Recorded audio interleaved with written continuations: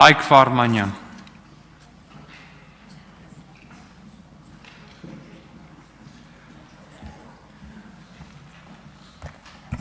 Ողջույն, հարգելի հայրենակիցներ, հարգելի գործընկերներ, սիրելի ժողովուրդ, մեծագույն պատիվ է եռապատերազմի մեր երկրին պետական պարտքը 8 միլիարդ դոլարով ավելացրած, երկիրը ձախողած կուսակցության կողմից արժանանալ բացասական վերաբերմունքի։ Տիկին Մանուկյան, այս առումով, այո, իմ ռեյտինգը ձեզանից բարձր է։ Մեծամտությամբ չեմ տառապում, մնացած բոլոր առումներով ես որևէ մեկից առավել չեմ։ Սա էս մասով։ Ինչ վերաբերում է fake թեզերին։ Այստեղ հնչում է միտք, որ իբրև թե մենք fake թեզերով ենք հանդես գալիս, իբրև թե տեխնոլոգիա ենք կիրառում, պետական պարտքից ենք խոսում։ Սիրելի ժողովուրդ, քաղաքացիական պայմանագիր խմբակցությունը, կուսակցությունը ունի այսպես մի բառակույտ, որով փորձում են ազդել մարդկանց ենթագիտակցության վրա, մասնավորապես թալան, կոռուպցիա, մարտի 1, նախկիններ, հանրապետականներ եւ ակամայից հիշեցի հայտնի անեկդոտը։ Դուք իսկապես ուրիշ հերոսի անուն չգիտեք։ Ես կարծում եմ մեր ժողովրդի բանականությանը մեծ վիրավորանք է այդ թեզերը անverջ անդադար շարունակելը։ Ես չեմ ցանկանում սևեռվել իմ անձի վրա, բայց այնուամենայնիվ կարծում եմ մի քանի մտքերի պետք է անդրադառնամ։ Մասնավորապես, Տիկին Վարդանյան, ես ձեզ առաջարկում եմ, ուսումնասիրելով ձեր կենսագրությունը, դուք բավական երկար ճանապարհ եք անցել եւ հարգում եմ նաեւ ձեր մասնագիտական փորձը, ձեր գիտելիքները։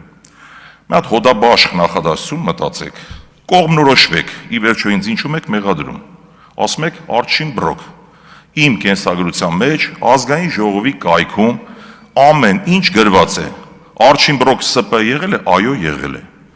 FH ՍՊ-ում աշխատել եմ, այո, աշխատել եմ։ 2019 թվականից հետո պետական պաշտոնյա եղել եմ, ոչ, չեմ եղել։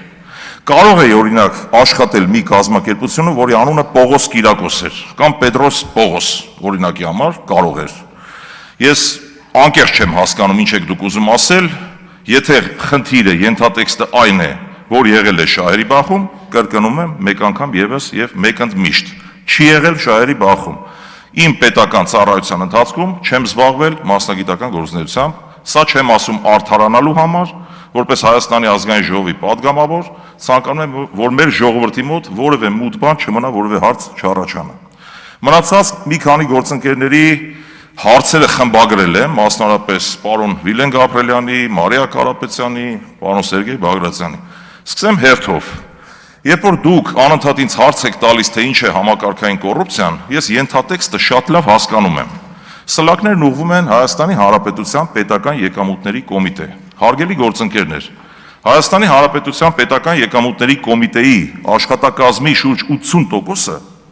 մարդիկ են, որոնք աշխատում են Հայաստանի անկախացումից ի վեր։ Ձեր տրամաբանությամբ ստացվում է, որ բոլոր այդ մարդիկ պետք է կամ դիմում գրեն աշխատանքից ազատվեն,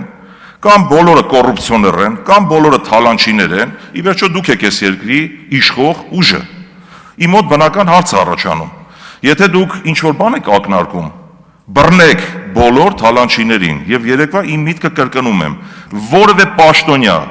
որևէ անձ Հայաստանի Հանրապետությունում գոյություն չունի, ում շահերը ես փորձեմ պաշտպանել։ Մենք պատասխանատու ենք մեր անձերի համար, մեր քաղաքական ուժի համար։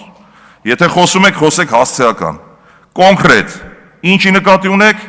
ինչու եք մեզ մեղադրում եւ կոչ կանեմ վերջ տալ այս կեղծ բառակույտերին։ Անցնեմ առաջ, ինչ վերաբերում է Տիկին Կարապետյան, աուդիտ եք իրականացրել, ես ցավում եմ, որ դուք աուդիտի մասին սահմանափակ պատկերացումներ ունեք, դրանում ամոթ բան չկա։ Գուցե ես էլ ասենք քվանտային ֆիզիկայից չեմ հասկանում։ Իմ գործառույթները սահմանափակվել են հետևյալով. մենք ուսումնասիրություններ ենք իրականացրել եւ մաքսային օրենսդրության կատարելագործման ուղղված համապատասխան առաջարկներ ենք իրականացրել։ Այսինքն եղել են թերություններ, այդ թերությունները տարբեր բնույթի են եղել եւ երբ որ դուք իմ գործունեությունը ուսումնասիրեք, տարբեր մարդիկ ծառայությունից ազատվել են, ծառայողական քննություններ են նշանակվել, այսինքն դա գործընթաց է եղել հենց դասական իմաստով։ Ես քննչական մարմնի կամ դատախազության ներկայացուցիչ չեմ եղել, որ մարդկանց բռնելը իմ ֆունկցիան լիներ։ Դա եղել է առանձնահատուկ գործառույթ ուղղված, կրկնում եմ, Հայաստանի Հանրապետության մաքսային օրենսդրության կատարելագործմանը։ Ինչ վերաբերում է Վրաստանի օրինակին, ես ChatGPT-ից չեմ օգտվում, բայց մեր գործընկերներին կարող եմ ուղեկցել Վրաստան, պրակտիկ ձևով ցույց տալ, թե ինչպես են վարկերը բաշխվում եւ ինչ ժամկետերով եւ տոկոսադրույքներով։ Ինչ վերաբերում է պետական պարտքին եւ մնացած հարցերին 0%-ի մեկ անգամ եւս կրկնեմ, եթե իմ ասվածը լավ չի տպավորվում, դա արդեն ձեր խնդիրն է։ Ես խոսում եմ պետական պարտքի կառուցվածքի եւ կայուն կառավարելիության մասին։ Ես ասում եմ, որ մեր տնտեսությունը չունի համապատասխան որակ։ Հիմա Moody's-ը կգնահատի, Fitch-ը կգնահատի, վաղ այդ նույն կազմակերպությունները ճիշտ հակառակ գնահատականը կտան։ Եվ հարգելի ժողովուրդ, այս իշխանությունները շատ են խոսում իրենց չակերտավոր հաջողությունների մասին, ես ուզում եմ իրենց հականվաճումների մասին թվարկել։ Ինչ են արել վերջին 8 տարիներին։ Տեղական турքերը, ներառյալ կարմիր գծեր, շինթույլտվություններ ավելացել են մինչև 20 անգամ։ Գույքահարկի անարդար մեխանիզմ է ներդրվել Հայաստանի Հանրապետությունում, շուկայական արժեքին մոտարկված արժեքով է գնահատվում, որի արդյունքում գույքահարկը ավելացել է մինչև 500%։ Հենց իմ տան վրա կարող եմ օրինակը բերել։ Վճարում է 300,000 դրամ, հիմա վճարում եմ 5 անգամ ավել, 500% ավելացել է իմ տան գույքահարկը։ Եվ այդ անարդար մեխանիզմը այնքանով անարդար, որ իմ տան կողքը կա տուն, ֆասադը լավը չի, շուկայական արժեքը ավելի ցածր է եւ նա վճարում է ինձանից 4 անգամ պակաս։ Բայց երկուսից վճարած գումարն էլ պետք է գնա համայնքային բյուջե։ Հայուտ ջան, հիմա ինչ եմ շարունակում, անարդար մեխանիզմը եւ Հայաստանում դուք վատթարացրել եք մարդկանց կյանքը։ Շարունակեմ, աղբահանություն։ Եթե քաղաքացին նախկինում վճարում էր անձի հաշվարկով 200 դրամ, հիմա վճարում է քառակուսի մետրից, որն է սրատարամաբանությունը, սիրելի ժողովուրդ, թողնում եմ ձեր հայեցողությանը։ Եթե մարդը մենակ ապրում է 200 քառակուսի մետր տան մեջ, բնակարանում, ինչու պետք է 200 անգամ 13 դրամ վճարի աղբահանության գումար։ Ձեր իշխանության օրոք ավելացել է շրջանառության հարկը 100%-ով, 5%-ը դարձել է 10%, բարդացրել եք մարդկանց կյանքը։ Միկրոձեռնարկատիրության ոլորտից մինչև տարեկան 24 միլիոն դրամ շրջանառություն ունեցող ընկերությունները այլևս չեն կարողանում վճարել 0% հարկ։ Առանձին ոլորտներ, իմ գործընկերը արդեն նշեց այդ մասին, փաստաբաններ, հաշվապաններ, խորհրդատվական ընկերություններ բերվել են ավելացված արժեքի հարկի դաշտ, թանկացել են ծառայությունները եւ մարդիկ, ովքեր օգտվում են այդ ծառայություններից, ստիպված ավելի թանկ են վճարում։ Պետական պարտքը ձեր իշխանության օրոք ավելացել է 8 միլիարդ դոլարով, այն պարագայում, երբ դուք ասում եք ունենք համախառն ներքին արդյունքի 2 անգամ աճ։ Կանխիկ գործառնությունները սահմանափակվել են ձեր իշխանության օրոք, որը գլխացավանք է դարձել բիզնեսի բազմաթիվ ներկայացուցիչների համար։ Անկանխիկ եւ կանխիկ գործառնությունների մասին է խոսքը։ Վերջապես, ձեր իշխանության օրոք բերել եք 3 պատերազմ, եւ ձեր կեղծ թեզերով, երբ որ ասում եք պատերազմի եռագլուխ կուսակցություն, դուք եռապատերազմի կուսակցությունն եք, այս եք բերել։ Եվ վերջապես, կենսաթոշակներից եք խոսում, ավելացել եք 21%-ով։ Իսկ ինչու մեր բնակչությանը չեք ասում, որ կուտակային գնաճը կազմում է 29%։ Հիմա պարզ թվաբանություն անենք, 29-ից հանած 21 կենսաթոշակը ավելացել է, թե մի բան էլ 8%-ով ավելի վատթարացել է մարդկանց վիճակը։ Գնաճի մասին ինչի չեք խոսում։ Անցնեմ առաջ, միակ լավ բանը թերևս որ կա, անկեղծորեն պետք է ասեմ լավին լավ, վատին վատ սկզբունքով, բնակչությունը այո, կարողանում է օգտվել առողջապահական ապահովագրությունից։ Բայց ցավով պետք է նշեմ, որ շատ կարճ ժամանակ հետո այդ ֆինանսական միջոցները այլևս չեն բավականացնելու։ Ես դրա վտանգները զգում եմ արդեն։ Եվ ԵԱՏՄ-ից խոսք գնաց, սիրելի ժողովուրդ,